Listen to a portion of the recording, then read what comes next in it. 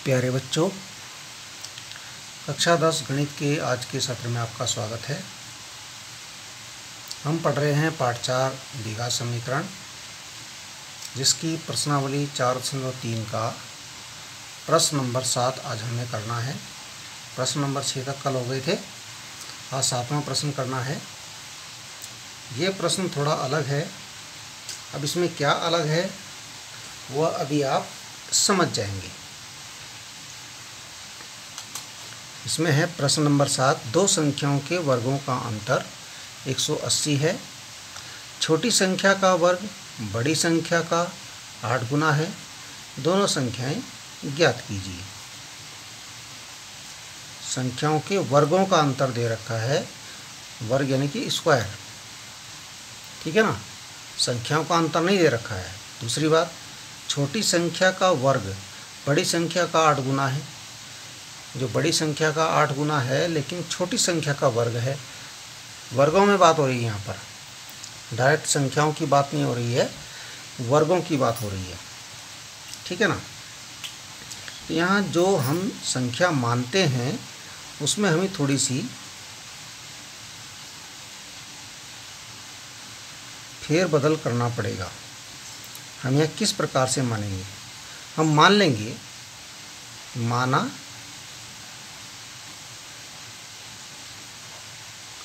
बड़ी संख्या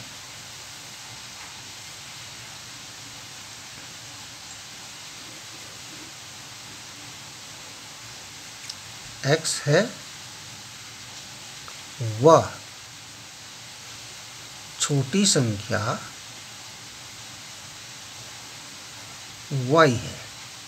अब देखिए, यही अलग है इसमें कि बड़ी संख्या x मानी, छोटी संख्या y मानी। परंतु ये प्रश्न तो द्विघात समीकरण का है, तो द्विघात समीकरण में हम एक ही चर मानते हैं या दो चर हमने मान लिए हैं, ठीक है। चर एक ही रहेगा, लेकिन मानने का तरीका इस प्रकार से होगा। देखिए, चर एक ही रहेगा। कैसे? हमने मान लिया कि बड़ी संख्या x है और छोटी संख्या y है। अब देखिए, प्रश्न के अनुसार है, दोनों संख्याओं के वर्गों का अंतर 180 है और छोटी संख्या का वर्ग बड़ी संख्या का 8 गुना है। छोटी संख्या का वर्ग यानी कि y का वर्ग और बड़ी संख्या का 8 गुना है। बड़ी संख्या हमारी x है, 8x, ठीक है ना। छोटी संख्या का वर्ग बड़ी संख्या का 8 गुना है, y² बराबर 8x। अब प्रश्नानुसार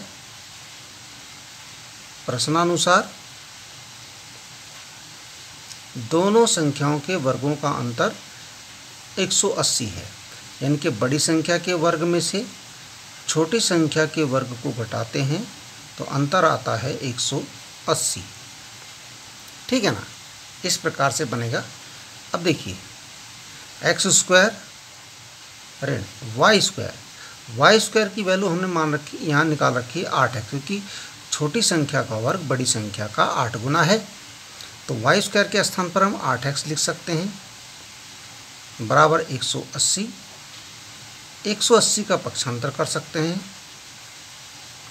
-8x माइनस 180। अब आपको ये एक ही चर में एक द्विघात समीकरण प्राप्त हो गया, ठीक है ना। अब देखिए, बिल्कुल एक ही चर में आ गया। अब इस द्विघात समीकरण को आप किसी भी विधि से हल कर सकते हैं। चाहे तो आप गुणनखंड विधि से कीजिए, चाहे आप गुणनखंड विधि से कीजिए, चाहे पूर्ण वर्ग बनाने वाले विधि से कीजिए, चाहे आप द्विघाती सूत्र से कीजिए। तो जब हमें विधि बोला नहीं होता, कुछ विधि के बारे में नहीं बोला होता कि इस विधि से कीजिए, तो हम या तो द्विघाती सूत्र से कर देते हैं या हम गुणनखंड से करते हैं। ये हमें आसान लगती है, तो गुणनखंड कर देते हैं। इसके गुणनखंड होंगे 180, यहाँ पर है, देखिए यहाँ गुणांक में 1 है, गुणा करेंगे तो माइनस का 180 आएगा। x² गुणांक 1 है ना, इसकी और इसकी गुणा करेंगे तो माइनस 180 आएगा। तो 180 के आपके दो ऐसे संख्याएं ढूंढनी है इनका गुणा करके 180 आ जाए और घटा करके 8 आ जाएगा। अब सोचिए आप, किस किस पाड़े में आता है 180? 18 के पाड़े में आता है क्या 180? 10 बार में तो 18 और 10, 18 में 10 की गुणा करेंगे तो 180 आएगा, 18 में 10 घटाएंगे तो 8 आएगा। ये संख्या हम यहाँ पर लिख सकते हैं। 8x के स्थान पर लिखेंगे 18x ऋण 8x, सॉरी 10x, 18x ऋण 10x, ऋण 180 वैसे ही रह जाएगा बराबर 0। भाई 18x में 10x घटाएंगे तो 8 ही x बचेगा, तो हमने कुछ बदलाव नहीं किया यहाँ पर, बस 8x के स्थान पर 18x ऋण 10x लिखा। 18 और 10 कहाँ से आए? इसके गुणनखंड करके आए, तो हमारे पास आ गया x स्क्वायर और ऋण ब्रैकेट खोल लीजिए 18x प्लस 10x माइनस 180 बराबर 0। अब इसके 2 ब्रैकेट बना लीजिए,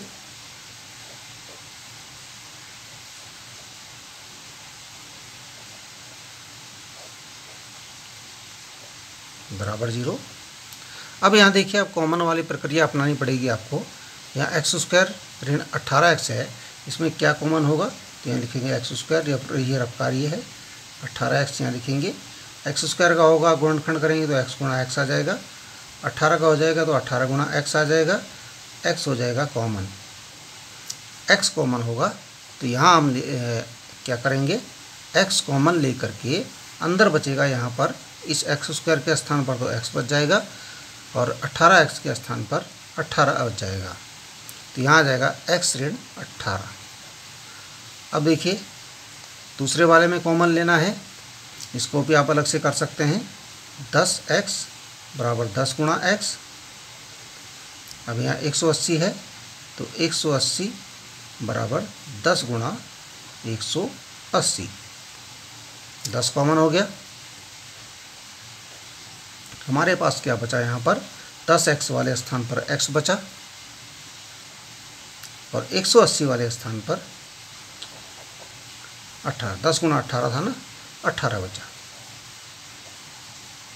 देखिए अब यहाँ पर x ऋण 18 एक जगह ये आ गया, एक जगह ये आ गया, x ऋण 18 को भी हमने कॉमन ले लिया, यहाँ पर x बच गया और प्लस यहाँ पर 10 बच गया। अब हो गए इसके गुणनखंड पूरे, गुणनखंड पूरे हो गए। अब करेंगे यदि x ऋण 18 बराबर 0 तो x बराबर क्या हो जाएगा? 18, संख्या 18 हो जाएगी।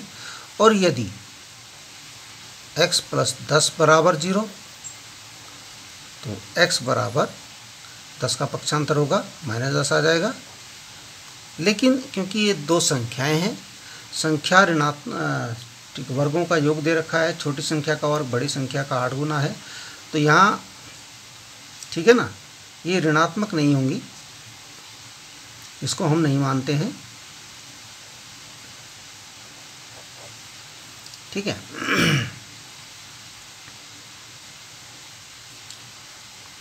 हम इसको 18 को मानेंगे, हम प्लस वाले को लेके चलते हैं। तो अब यहाँ देखिए बड़ी संख्या हमारे पास आ गई 18, यानी x बराबर 18। अब यहाँ y हमें पता है y स्क्वायर बराबर क्या है, y स्क्वायर था 8 गुणा x, 8 गुणा थी छोटी संख्या का वर्ग, बड़ी संख्या का 8 गुणा था, यानी कि 8 गुणा 18 छोटी संख्या का वर्ग, y स्क्वायर बराबर 8 गुणा 18 का मतलब हो गया 18 अट्ठे 18 अट्ठे होता है 144। तो इसका मतलब y बराबर क्या हो जाएगा, y स्क्वायर बराबर 144 होता है 12 का वर्ग, वर्ग से वर्ग कैंसिल, y बराबर 12। तो आपकी संख्याएं हो जाएंगी, अतः अभीष्ट संख्याएं क्या हो जाएंगी, अभिष्ट संख्या हो जाएंगी 18 व 12। तो ये होगा आपका आंसर। ठीक है, इस प्रकार से इस प्रश्न को हमने पूरा ही कर दिया है। गुणनखंड विधि से किया है, आप चाहें तो इसको वज्रगुणन विधि से भी कर सकते हैं। अब देखिए प्रश्न नंबर 2 हमारे सम्मुख है। प्रश्न नंबर 8 हमारे सम्मुख है।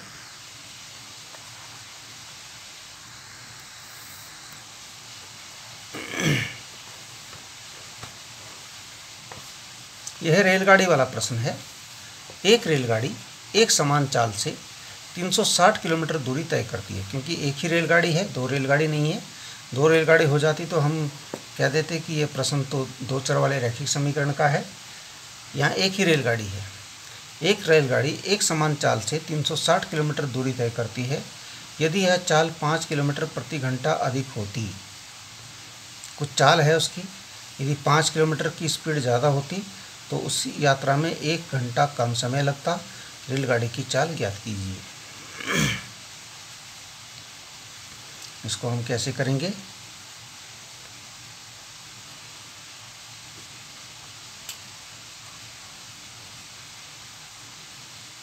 यहाँ लिख देंगे माना रेलगाड़ी की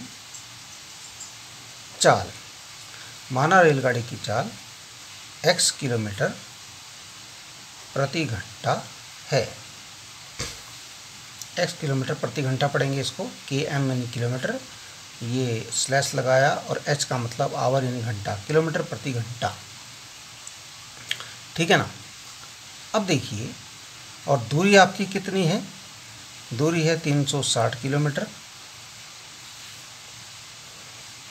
ठीक है, तो समय कितना लगेगा? समय कितना लगेगा? समय बराबर होता है, इस समय को t मान लेते हैं। समय t बराबर लगेगा, t फॉर टाइम, टाइम होता है समय, तो समय t लगेगा दूरी बटा चाल, दूरी बटा चाल। दूरी हमारे पास है 360 किलोमीटर, चाल हो गई हमारी x किलोमीटर प्रति घंटा, तो समय हमारा लग गया 360 बटे x। ये नंबर 1 डाल लीजिए, इसको नंबर 1 दे दीजिए। दूसरा है, यदि यह चाल 5 किलोमीटर प्रति घंटा अधिक होती, 5 किलोमीटर प्रति घंटा अधिक होने पर चाल कितनी हो जाती? x प्लस 5 किलोमीटर प्रति घंटा, पहले x थी, अब ये हो गई x प्लस 5 किलोमीटर प्रति घंटा, अधिक हो गई ना 5। अब समय क्या हो जाएगा?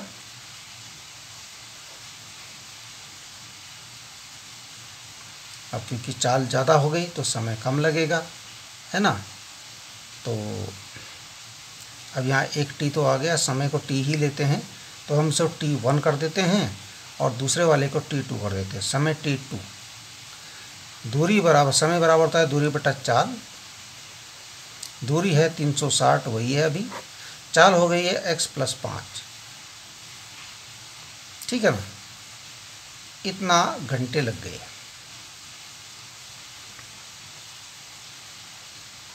अब ये कहा इन्होंने कि समय जब बढ़ गया तो जब चाल जब बढ़ गई, ये चाल है ना, चाल 5 किलोमीटर प्रति घंटा अधिक होने पर चाल कितनी हो गई? x plus 5। चाल जब बढ़ जाती है, हम तेज चलने लगते हैं, या रेलगाड़ी तेज चलती है तो समय कम लगता है, यानी ये वाला समय कम है और ये वाला अधिक है। ये वाला समय कम है और ये वाला अधिक है। ये समय अधिक है, इसका मतलब प्रश्नानुसार कितना अधिक है? 360 बटे x। ये कम है और ये वाला कम है, ये अधिक है। ये पहले वाला समय जो है वो अधिक था और दूसरा वाला जो समय आया चाल बढ़ने पर, ये समय कम हो गया। कितना कम हो गया? देखिए सवाल बता रहा है 1 घंटा कम हो गया, तो बराबर 1। ठीक है, बराबर 1 लिखा जाएगा। 360 बटे एक्स ऋण 360 बटे एक्स प्लस 5 बराबर 1। अब इसको आप सरल करेंगे, कैसे करेंगे?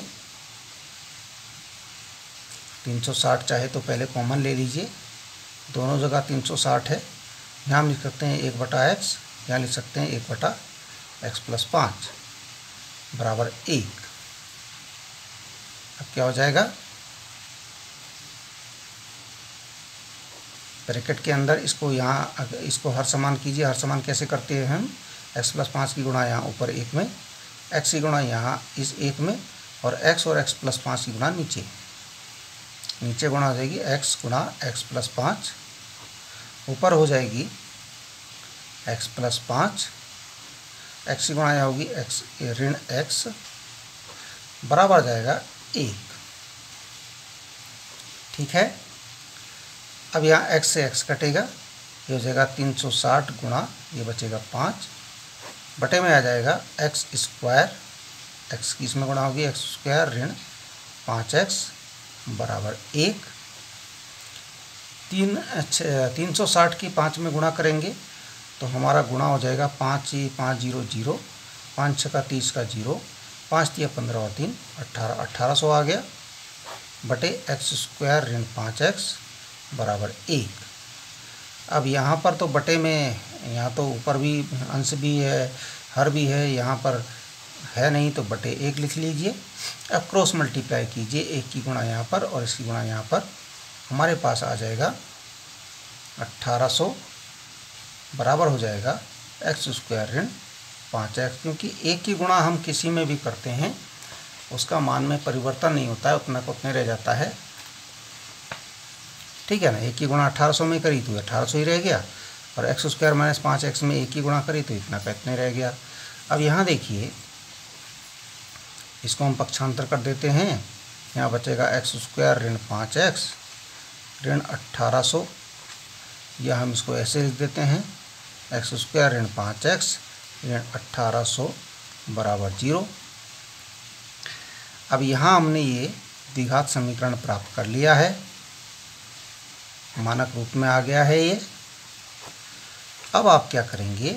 इसे किसी भी विधि से, चाहे द्विघाती समीकरण विधि, द्विघाती सूत्र विधि से कीजिए, चाहे गुणनखंड विधि से कीजिए, किसी भी विधि से आप इसको हल करके मान ज्ञात कर पाएंगे x का, कि रेलगाड़ी की चाल क्या थी। x का मान आ जाएगा बस वही, और चाल ध्यान रखना प्लस में आएगी, प्लस जो माइनस वाला मान होगा उसे मत रखिए, जो प्लस वाला मान होगा उसको ही रखना है।